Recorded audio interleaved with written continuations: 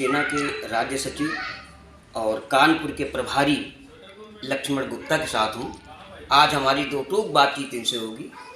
आइए हम चलते हैं लक्ष्मण गुप्ता के साथ। और चूँकि मुद्दे बहुत हैं, आज बाबरी विध्वंस का दिन है, 6 दिसंबर को बाबरी विध्वंस हुआ था, उस पर भी हम चर्चा करेंगे, हिंदुत्व पर भी चर्चा करेंगे और चुनाव पर भी चर्चा करेंगे। तो आइए हम बात करते हैं लक्ष्मण गुप्ता जी। लक्ष्मण गुप्ता जी, आप शिवसेना के कर्णधार हैं और राज्य के प्रभारी भी हैं, कानपुर जिले के प्रभारी, राज्य के सचिव हैं जी। तो ऐसे में आज बाबरी विध्वंस का दिन है, आज ही के दिन बाबरी का विध्वंस हुआ था जी। तो आप शिवसेना को यहाँ किस रूप में देखते हैं, कैसे उसको पाते हैं? देखिए, जब बाबरी विध्वंस हुआ था उस समय हमारे स्वर्गीय बाला साहब ठाकरे जी थे और ये बाबरी रूपी कलंक को शिवसैनिकों ने ही ढहाया। ये जो धोया है कलंक, वो शिवसेना के जो शिवसैनिक थे उस समय के, उन्होंने ही इस कलंक को धोया है। और इसका प्रमाण भी वो लेके आए थे। बाबर के सेनापति थे मीर बांकी और उनके नाम का पत्थर लगा हुआ था अयोध्या में, जहाँ पर विवादित गुम्बद था, वहाँ पर मीर बांकी जो सेनापति थे बाबर के, उनका पत्थर लगा हुआ था। उस पत्थर को प्रमाण स्वरूप कानपुर के उस समय के जो शिवसेना के जो शिवसैनिक थे वो लेके आए थे और उसको लेकर स्वर्गीय बाला साहब ठाकरे को भेंट भी किया था। और उस समय के विधायक भी थे पवन पांडे जी, फैजाबाद के विधायक थे। और ये कुछ छुपा नहीं है, श्रद्धेय स्वर्गीय बाला साहब ठाकरे ने मीडिया के सामने और कोर्ट में भी सब जगह स्वीकार किया था कि हमारे शिवसेना के लोगों ने, शिवसैनिकों ने ही इस कलंक को धोया है। और जितने लोग थे उन लोगों ने एफिडेविट दिया, कुछ छुपा नहीं है, सब कुछ सामने है।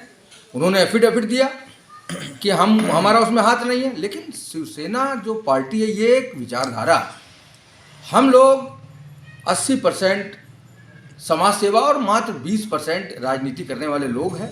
और हिंदुत्व हम लोगों के कण कण में हिंदुत्व है।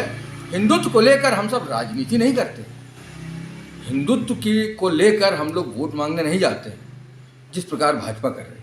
तो ये बताएं, आप कह रहे हैं कि शिवसेना ने उसका प्रमाण दिया और सारा श्रेय भाजपा ले जा रही है। लोग कहते हैं भाजपा ने मंदिर बनवा दिया। प्रदेश प्रमुख ठाकुर अनिल सिंह जी की अगुवाई में उत्तर प्रदेश के अलग अलग जिलों में भ्रमण करेंगे और कई चिन्हित सीटों पर विजय प्राप्त करने वाले हैं। सर, एक आखिरी सवाल आपसे। महाराष्ट्र में आपकी गठबंधन की सरकार है जी, आप उसे किस रूप में देखते हैं? काफ़ी अड़ंगे लगाए जाते हैं, तमाम बातें बीच में आती हैं, तो क्या ये गठबंधन टूटने की स्थिति में तो नहीं है?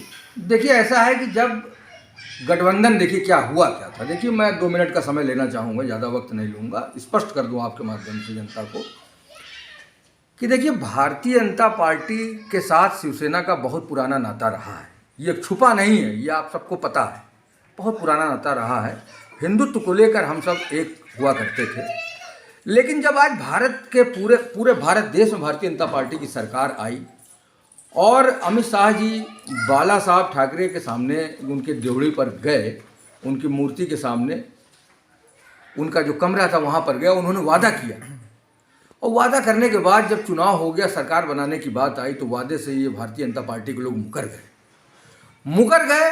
के बाद भी शिवसेना वालों ने फिर कुछ नहीं किया। लेकिन हद तो तब हो गई जब रात को राष्ट्रपति जी को उठाकर और साइन कराकर और भोर में फडणवीस जी को शपथ दिला दी गई। ये हद हो गई।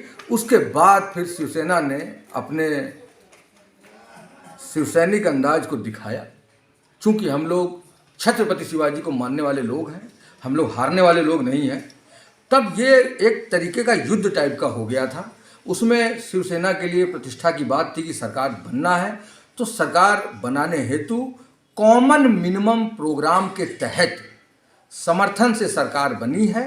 इस सरकार में जो कार्य हो रहे हैं वो कॉमन मिनिमम प्रोग्राम के तहत हो रहे हैं, जिसके बारे में संजय राउत जी और हमारे उत्तर प्रदेश के प्रमुख ठाकुर अनिल सिंह जी क्लियर कर चुके हैं। कॉमन मिनिमम के तहत बनी है। जब सरकार का गठन हुआ था उसी समय ये भारतीय जनता पार्टी के लोग चिल्ला रहे थे कि सरकार ये 1 महीने चलेगी, 2 महीने चलेगी, और देखिए सरकार आज चल रही है। और महाराष्ट्र में जो बदलाव आया है, आज उद्धव जी के नेतृत्व में महाराष्ट्र में जो कार्य हो रहे हैं, ये पूरे भारत देश के मुख्यमंत्रियों के लिए सीख लेने की ज़रूरत है। और सीख लेना चाहिए उत्तर प्रदेश की योगी सरकार को कि किस प्रकार से सबसे ज़्यादा महामारी का असर महाराष्ट्र में हुआ कोरोना का, उसके बावजूद भी उद्धव जी ने उसको भी डील किया और विकास की दर में कोई कमी नहीं आने दी। से अपनी बात रखी।